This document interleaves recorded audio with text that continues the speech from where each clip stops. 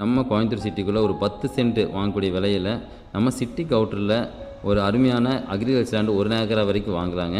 அந்தமாரி லேண்டு தான் நம்ம இப்போ விற்பனைக்காக நம்ம கொண்டு வந்திருக்கோம்.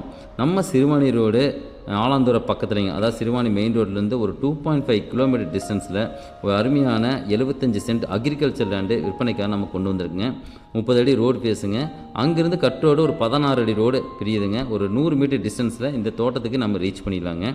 இப்போ இந்த தோட்டத்தில் பார்த்திங்கன்னா உங்களுக்கு வாழை மரம் போட்டிருக்காங்க. 2வது பயிர் வகை விவசாயம் பண்ணிகிட்ருக்காங்க.